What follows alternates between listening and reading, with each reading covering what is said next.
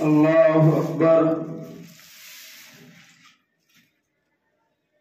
الحمد لله رب العالمين الرحمن الرحيم مالك يوم الدين إياك نعبد وإياك نستعين اهدنا الصراط المستقيم صراط الذين أنعمت عليهم غير المغضوب عليهم ولا الضالين.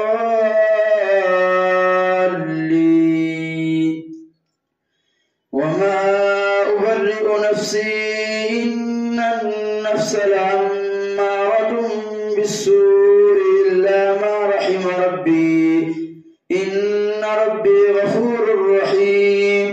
وقال الملك ائتوني به أستخلصه لنفسي فلما كلمه قال إنك اليوم لدينا مكين أمين. قال اجعلني على خزائن الأرض إني حفيظ عليم. وكذلك مكنا ليوسف في الأرض يتبوأ منها حيث يشاء نصيب برحمتنا من نشاء ولا نضيع أجر المحسنين. ولأجر الآخرة خير للذين آمنوا وكانوا يتقون. وجاء إخوة يوسف فدخلوا عليه فعرفهم وهم له منكرون. ولما جهزهم بجهازهم قال ائتوني بأخ لكم من أبيكم ألا ترون أني أوفي الكيل وأنا خير المرسلين فإن لم تأتوني به. فلما جهزهم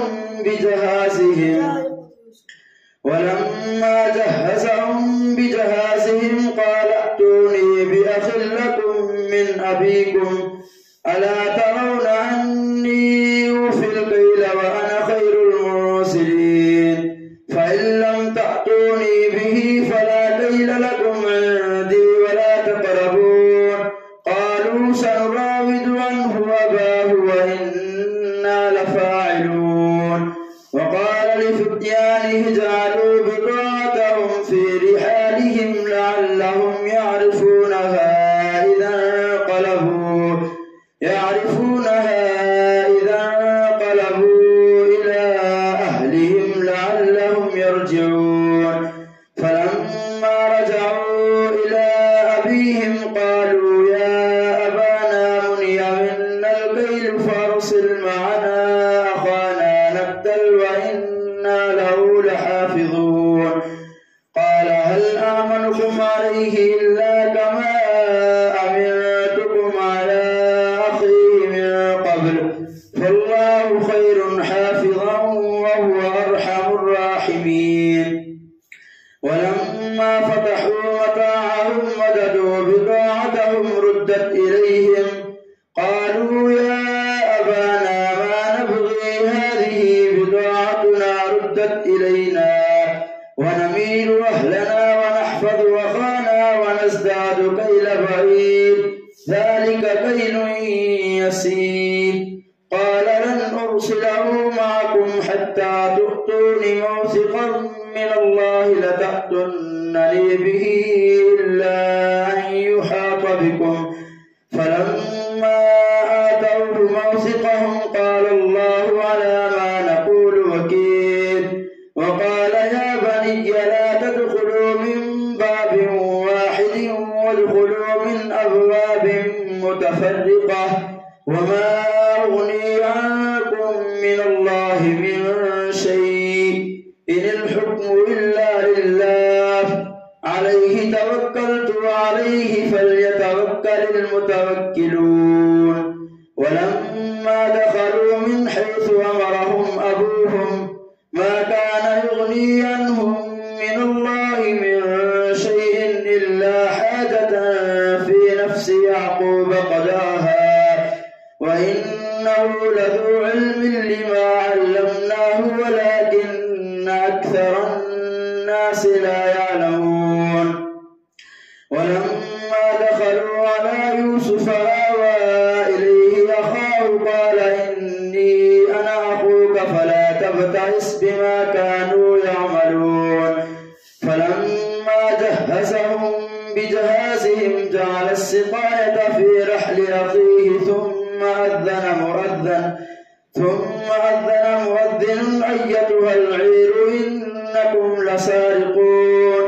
قالوا وأقبلوا عليهم ماذا تفقدون؟ قالوا نفقد صواع الملك ولمن جاء به حمل بعير وأنا به زعيم. قالوا تالله لقد علمتم ما جئنا لنفسد في الأرض وما كنا سارقين. قالوا فما جزاؤه إن كنتم كاذبين؟ قالوا جزاؤه من وجد في رحله فهو جزاؤه كذلك نجزي الظالمين.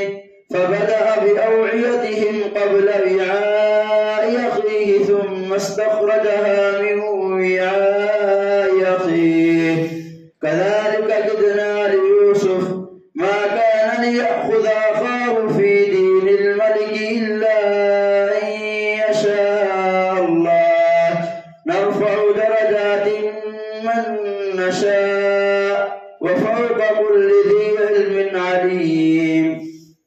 قالوا إن يسرق فقد سرق أخ له من قبل فأسرها يوسف في نفسه ولم يبدها لهم. قال أنتم شر مكانا والله أعلم بما تصفون. قالوا يا أيها العزيز إن له أبا شيخا كبيرا فخذ أحدنا مكانه إنا نراك من المحسنين. قال معاذ الله أن نأخذ إلا من وجدنا متاعنا عنده إنا إذا لظالمون. فلما استيأسوا منه خلصوا نجيا. قال كبيرهم ألم تعلموا أن أباكم قد أخذ عليكم موثقا من الله ومن قبل ما فرطتم في يوسف فلن أبرح الأرض حتى يأذن لي أبي أو يحكم الله لي وهو خير الحاكمين. ارجعوا إلى أبيكم فقولوا يا أبانا إن ابنك سرق وما شهدنا إلا بما علمنا وما كنا للغيب حافظين. واسأل القرية التي كنا فيها والعير التي يقبلنا فيها وإنا لصادقون. قال بل سولت لكم أنفسكم أمرا فصبر جميل عسى الله أن يأتيني بهم جميعا إنه هو العليم الحكيم. وتولى عنهم وقال يا أسفا على يوسف وابيضت عيناه من الحزن فهو كظيم. قالوا تالله تفتأ تذكر يوسف حتى تكون حردا أو تكون من الهالكين.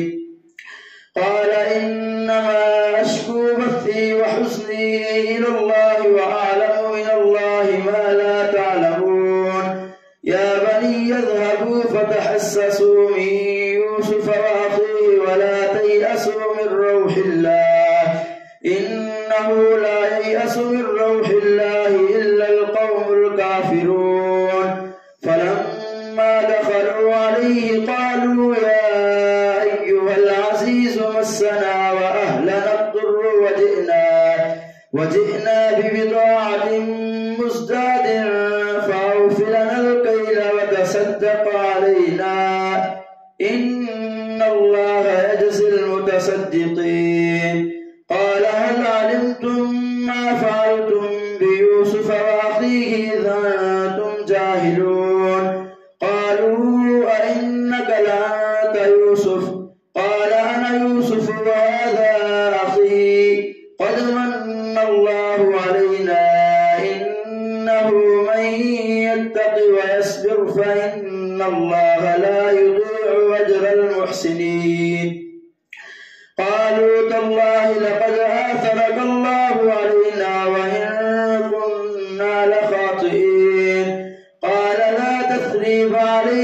اليوم يغفر الله لكم وهو أرحم الراحمين اذهبوا بقميصي هذا فألقوه على وجه أبي يأت بصيرا وأتوني بأهلكم أجمعين. ولما فصلت العير قال أبوهم إني لأجد ريح يوسف لولا أن تفندون.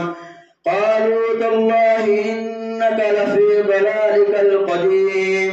فلما جاء البشير ألقاه على وجهه فارتد بصيرا قال ألم أقل لكم إني أعلم من الله ما لا تعلمون.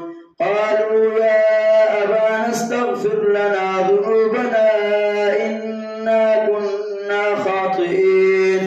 قال سوف أستغفر لكم ربي إنه هو الغفور الرحيم.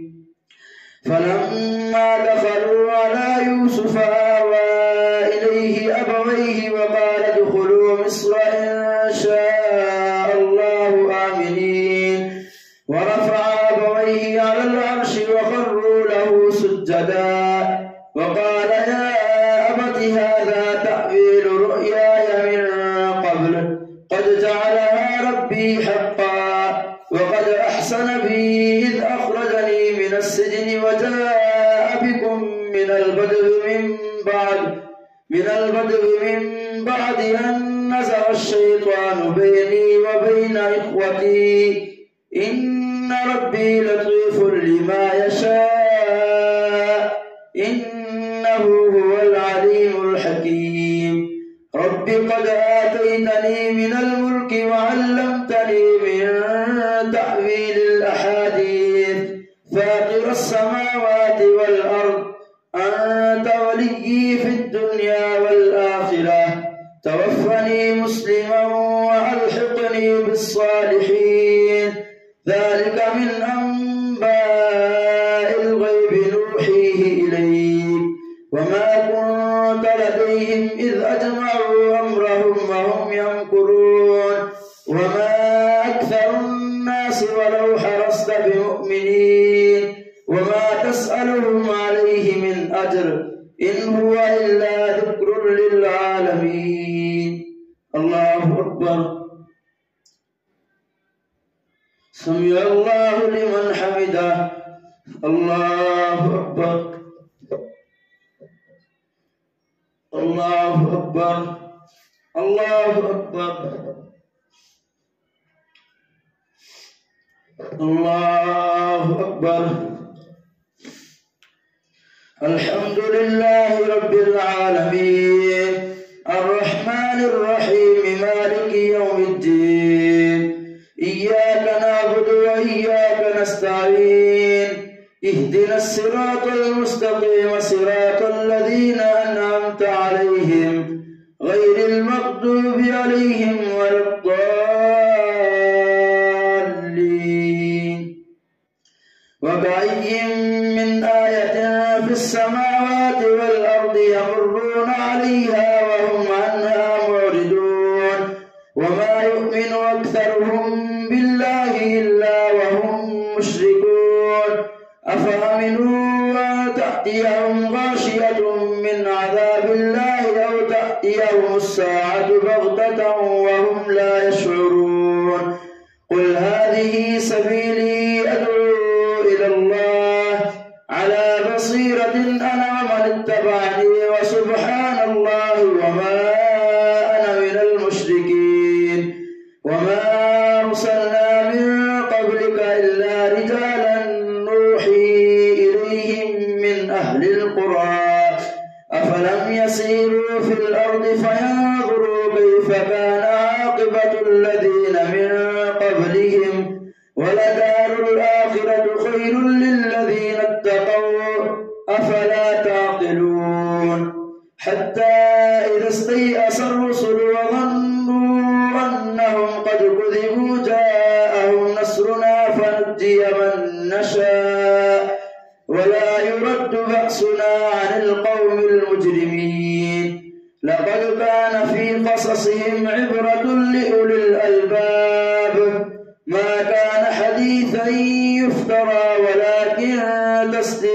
الذي بين يديه وتفصيل كل شيء وهدى ورحمة لقوم يؤمنون. ألف لام ميم را تلك آيات الكتاب والذي أنزل إليك من ربك الحق ولكن أكثر الناس لا يؤمنون. الله الذي رفع السماوات بغير عمد ترونها ثم استوى على العرش وسخر الشمس والقمر كل يجري لأجل مسمى يدبر الأمر يفسر الآيات لعلكم بلقاء ربكم توقنون. وهو الذي مد الأرض وجعل فيها رواسي وأنهارا ومن كل الثمرات جعل فيها زوجين اثنين يغشي الليل النهار إن في ذلك لآيات لقوم يتفكرون. وفي الأرض قطع متجاورات وجنات من أعناب وزرع ونخيل سنوان وغير سنوان يسقى بماء واحد ونفضل بعضها على بعض في الأكل إن في ذلك لآيات لقوم يعقلون. وإن تعجب فعجب قولهم أئذا كنا ترابا أئنا لفي خلق جديد أولئك الذين كفروا بربهم وأولئك الأغلال في أعناقهم وأولئك أصحاب النار هم فيها خالدون.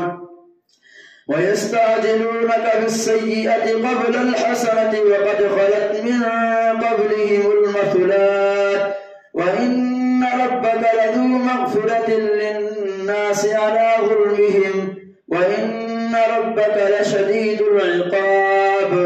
ويقول الذين كفروا لولا أنزل عليه آية من ربه إنما أنت منذر ولكل قوم هاد.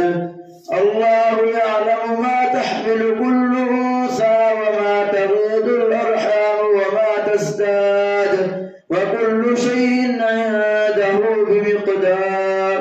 عالم الغيب والشهادة الكبير المتعال. سواء منكم من أسر القول ومن جهر به ومن هو مستخف بالليل وسارب بالنهار له معقبات من بين يديه ومن خلفه يحفظونه من أمر الله إن الله لا يغير ما بقوم حتى يغيروا ما بأنفسهم وإذا أراد الله بقوم سوءا فلا مرد له وما لهم من دونه من وال. هو الذي يريكم البرق خوفا وطمعا وينشئ السحاب الثقال ويسبح الرعد بحمده والملائكة من خيفته ويرسل الصواعق فيصيب بها من يشاء وهم يجادلون في الله وهو شديد المحال. له دعوة الحق يسبح الرعد بحمده والملائكة من خيفته ويسبح الرعد بحمده والملائكة من خيفته ويرسل الصواعق فيصيب بها من يشاء وهم يجادلون في الله وهو شديد المحال. له دعوة الحق والذين يدعون من دونه لا يستجيبون لهم بشيء إلا كباسط كفيه إلى الماء ليبلغ فاه وما هو ببالغه وما دعاء الكافرين إلا في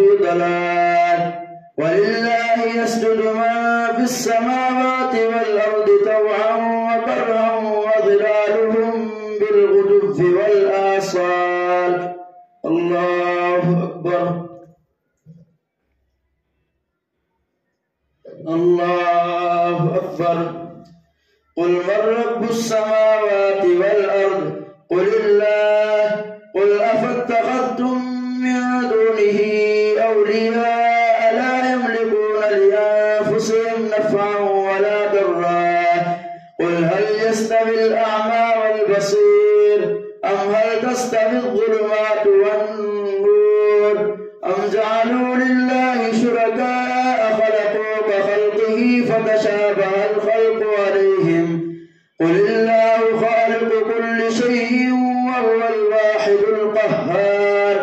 أنزل من السماء ماء فسالت أودية بقدرها فاحتمل السيل زبدا رابيا ومما يوقدون عليه في النار ابتغاء حلية أو متاع زبد مثله كذلك يضرب الله الحق والباطل فأما الزبد فيذهب جفاء وأما ما ينفع الناس فيمكث في الأرض كذلك يضرب الله الأمثال للذين استجابوا لربهم الحسنى والذين لم يستجيبوا له لو أن لهم ما في الأرض جميعا ومثله معه لافتدوا به أولئك لهم سوء الحساب ومأواهم جهنم